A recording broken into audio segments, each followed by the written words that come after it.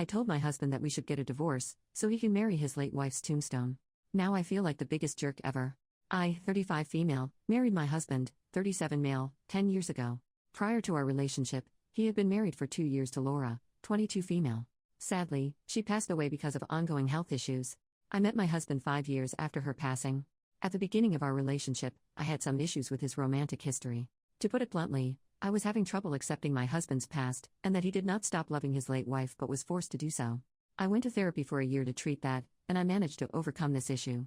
My husband knows this and was very supportive of me in the treatment. I now like to say that Laura and I would have been best friends. The issue, after 10 years of marriage, we have been having a lot of arguments, derived from bad communication. We just seem to blow everything out of proportion. About 3 months ago, every time we have an argument, he takes the car and goes away for hours. When I asked where he went, he told me that he went to see her, Laura. Now, this is very weird from him, because he, at best, visits Laura's grave 3 times a year. I then asked him to not run away every time we fight, and to please tell me when he goes to the cemetery so we can go together. He just brushed me off. He has been doing this for months now, and it's destroying me. The feelings I fought the first year of our relationship are coming back. I'm sad all the time, I cry at night. But my husband just keeps going away for hours. At this point, I think he is doing it out of spite more than anything else. Yesterday, I reached my limit.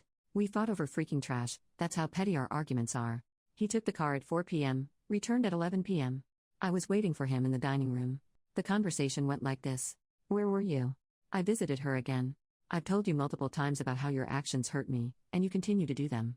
You can't stop me from going. Well, we can get a divorce.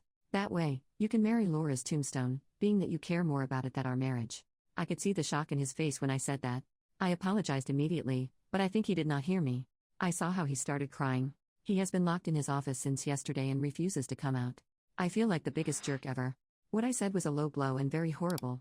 I attacked him where I knew he was going to hurt. But, at the same time, a part of me thinks that what he is feeling right now is just a fraction of what he has put me through for months. I literally made a vow to Laura the day I got engaged. I told her you can take care of him from heaven, and I will take care of him here on earth. I broke that vow. Is there any way I can salvage this relationship? Edit to add, 3 months ago we found out that I am pregnant, after 8 years of trying. He has been visibly stressed out and reactive since the discovery, even though we both wished for a baby. Update. First I wanted to clarify something. I was only jealous of Laura in the first year of our relationship. But as I said, I worked through it in therapy. Throughout my relationship with my husband, I've hosted dinners in her honor, ordered embellishments for her grave, pushed my husband to reconnect with his former in-laws, and I even placed her in my altar of Dia de Muertos alongside my family members. I consider her a friend, even if I never met her. Now on to the update. We agreed on temporary separation, since we still don't know how we're going to co-parent and stuff like that. Shortly after my post, he came out of his office. I made us both dinner, and we talked, for what feels like the first time in months. First, I apologized for what I said, but I told him that the point still stands. I then asked him if he truly goes and sits at her grave for hours. He said that he does not.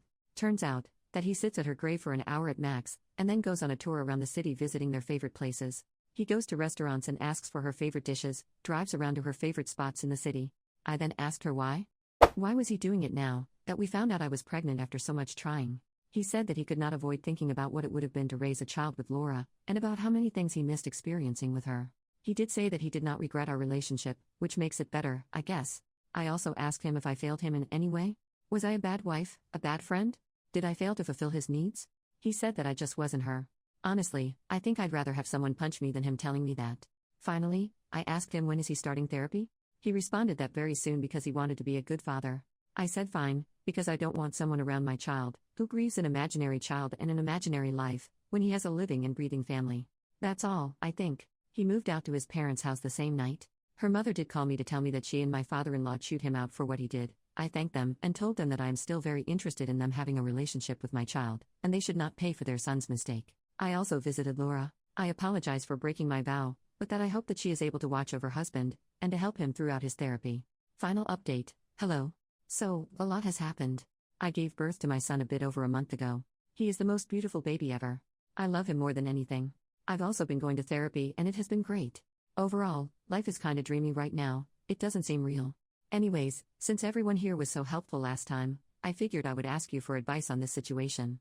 After our separation, my husband started therapy.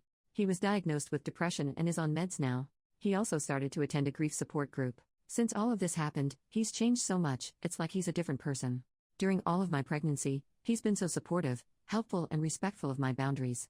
He is also very apologetic and has asked for forgiveness for everything that he put me through this last year, he made a list of every way he failed me and apologized for each one of those things. I've also attended various therapy sessions of his, apart from marital counseling, that helped me understand the immense grief he's been carrying, apart from his own mental health issues, and how all of it became exacerbated with the arrival of our baby. The last 3 months of my pregnancy were pretty bad. The doctor advised me to move as little as possible. My husband offered to be my live-in nurse, and I accepted. So we have been living together for the past 4 months. Of course, we don't sleep in the same room or anything like that. He's been so great with me.